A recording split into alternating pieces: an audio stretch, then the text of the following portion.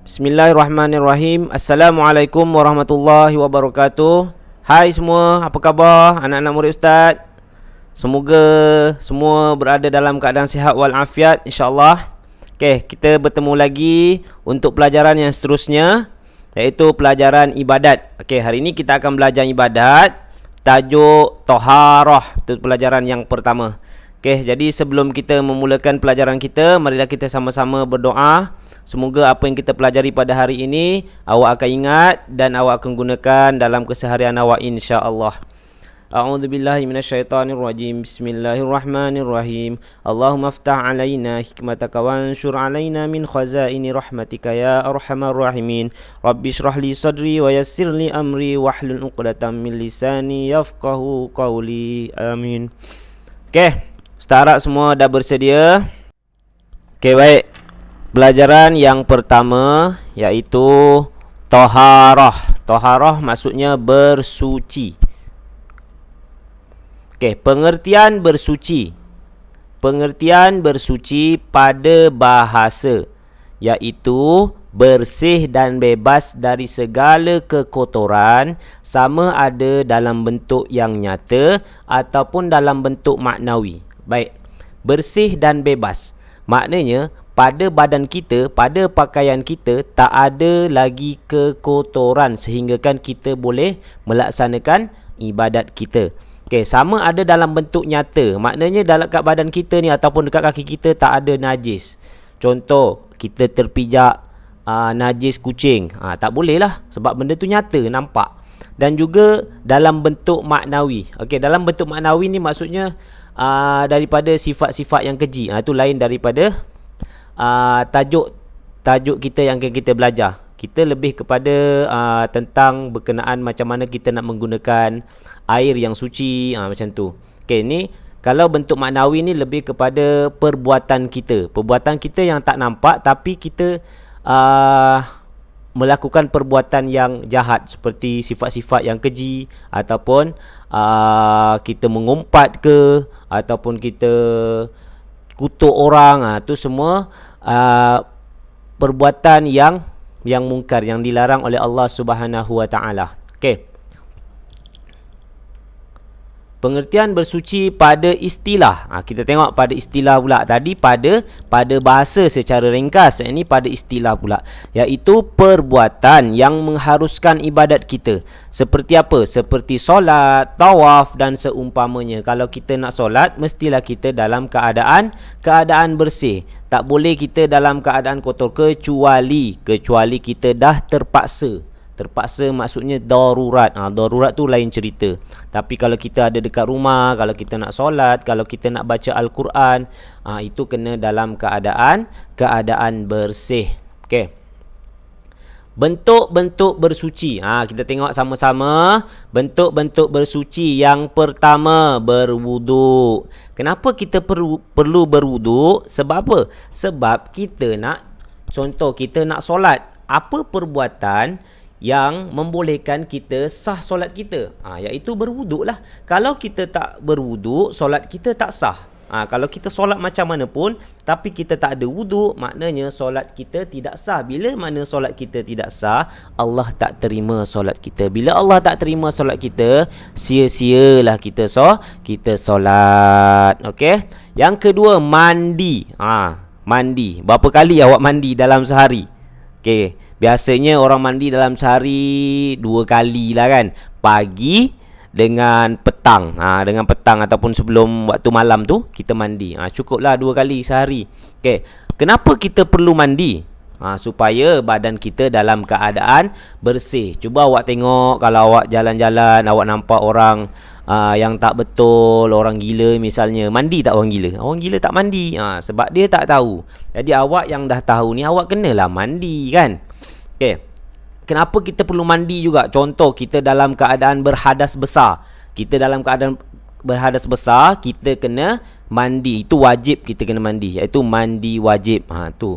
Barulah kita dalam keadaan suci. Bila kita suci, kita boleh melaksanakan solat, kita boleh baca Al-Quran, kita boleh melaksanakan tawaf. Tahu tawaf?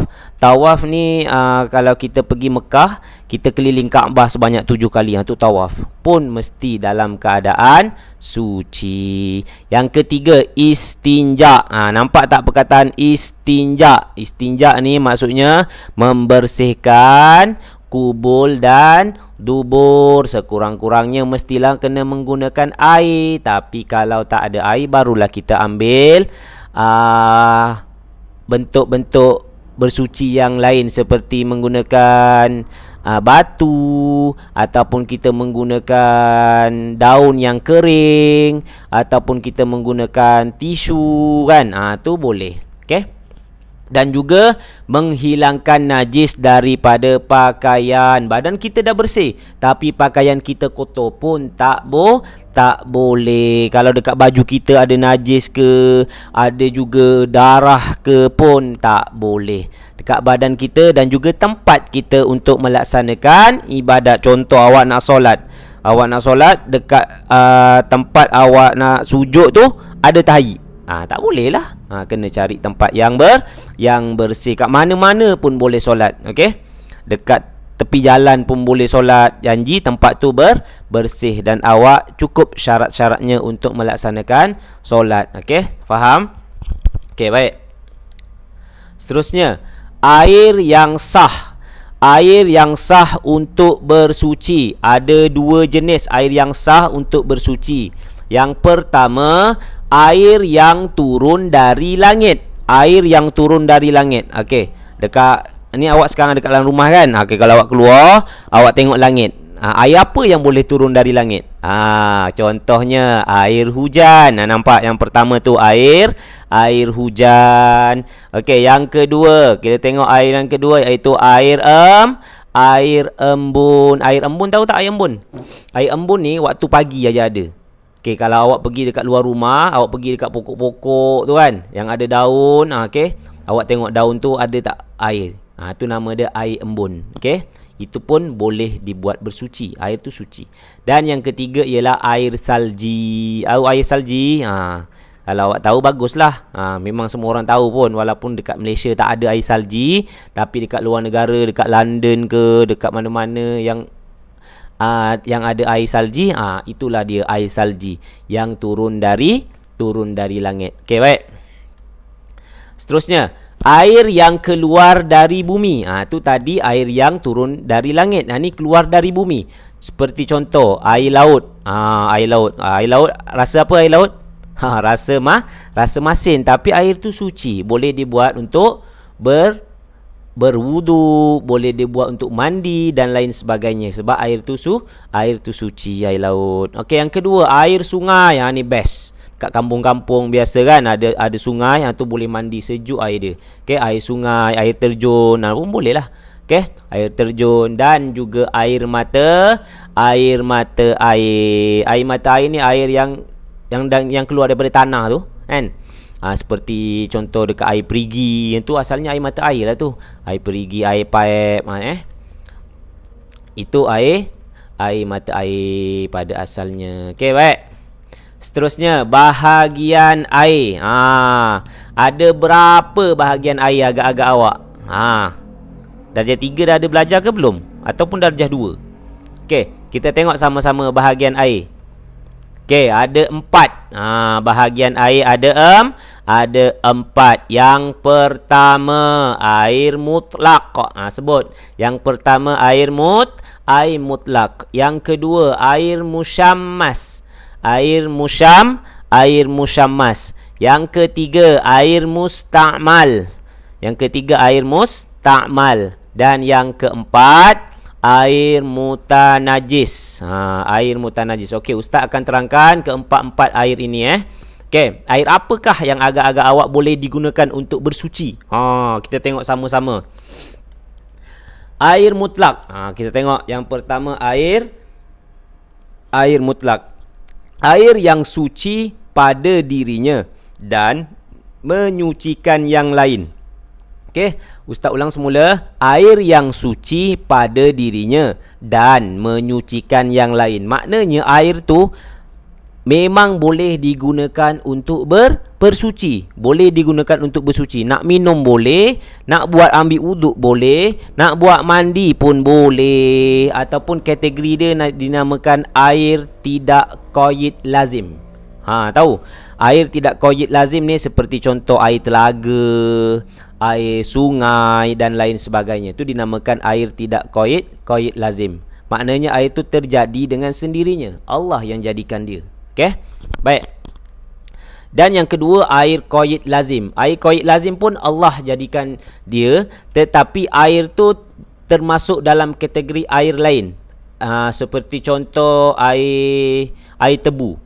Air tebu tu nama dia air qaid lazim.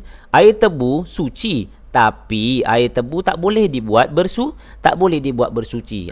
Kalau kita beli air tebu banyak-banyak buat mandi boleh tak? Tak boleh, tak sah. Okey? Baik, sebab itu dalam kategori air lain, bukan air mutlak. Nanti kita akan belajar air tebu tu masuk air apa. Okey. Yang kedua, air musyammas. Air musyammas. Air musyammas ini air yang suci dan menyucikan yang lain, tetapi makruh penggunaannya. Okey, air yang suci dan menyucikan yang lain, tetapi makruh penggunaan dia. Okey, kita boleh tak gunakan air tu? Boleh, tapi makruh. Makruh ni maksudnya Allah tak suka. Okey. Kalau dah memang tak ada air tu, air musyammas je ada, boleh digunakan. Okey. Ustaz terangkan lagi. Air musyammas ni biasanya air yang kita jemur dekat terik matahari, kan, dekat dalam bekas yang mudah berkarat. Kemudian air tu dah panas. Bila air tu panas, bila kena kat kulit, boleh menyebabkan kulit kita senang kena penyakit sopak misalnya, kan. Okey, itu dinamakan air musyammas. Okey. Ni air mutlak. Itu yang tadilah air mutlak. Ini contoh air mutlak. Kita Ustaz tunjuk. Ini nama dia air mutlak. Okey, air ni bersih, tak ada kotor langsung. Okey. Okey, yang kedua air musyammas Ustaz dah terangkan. Yang ketiga, air musta'mal. Air musta'mal, sebut sama-sama sekali. Air musta'mal. Air musta'mal ialah air yang suci pada dirinya. Air tu suci, tapi tidak dapat menyucikan yang lain. Okey, suci pada dirinya tetapi tidak dapat menyucikan yang lain. Sebagai contoh, air lepas kita ambil wuduk, kita tadah air tu. Air tu suci, tapi tak boleh dibuat berwuduk lagi sekali. Tak boleh dibuat mandi ataupun sebagainya untuk menyucikan diri kita. Tak boleh.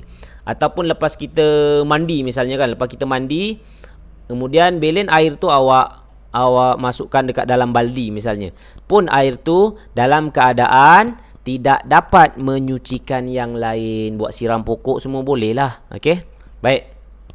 Air musta'mal ni juga boleh dikategorikan sebagai air qaid lazim. Contoh tadi Ustaz cakap air tebu. Air tebu termasuk dalam air musta'mal. Suci pada dirinya, boleh diminum, tak ada masalah, tapi tak boleh dibuat untuk bersuci. Apa lagi contoh? Contohnya air oren.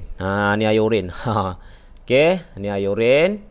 Air ni suci, boleh tak buat minum? Boleh, tapi tak boleh dibuat bersuci. Okey, hanya boleh diminum sahaja. Okey. Dan yang keempat, yang terakhir bahagian air mutanajis. Air mutanajis ni air yang tidak suci pada dirinya. Air tu memang tak suci, dan dalam tak suci pun tidak dapat menyucikan yang lain. Air tu tidak suci pada dirinya dan tidak dapat menyucikan yang lain. Apa contoh dia? Air yang kurang daripada 2 kolah. Air tu ada, misalnya ada najis, termasuk dalam kategori air mutanajis, tak boleh dibuat bersuci. Ataupun air tu lebih pada 2 kolah, banyak sangat air tu, tapi dalam tu ada babi. Babi tengah berenang, elok je berenang, comel lah kan. Comel tak muka babi? Suka sangat sebut pasal babi. Okey? Tolong jangan sebut berkenaan dengan babi ni. Sikit-sikit babi, tak boleh. Okey. Bila mana ada babi dalam air yang banyak tu, air tu dah dikira sebagai air mutanajis, tidak dapat menyucikan tidak dapat menyucikan yang lain. Okey, boleh faham? Itulah kategori bahagian air. Bersambung dah. Alhamdulillah. Jumpa lagi untuk tajuk yang akan datang. Okey. Ingat tagline kita. Ingat Allah, pasti aman. Peace. Cuba buat kat rumah. Ingat Allah, pasti aman. Peace. Okey, bye-bye. Assalamualaikum.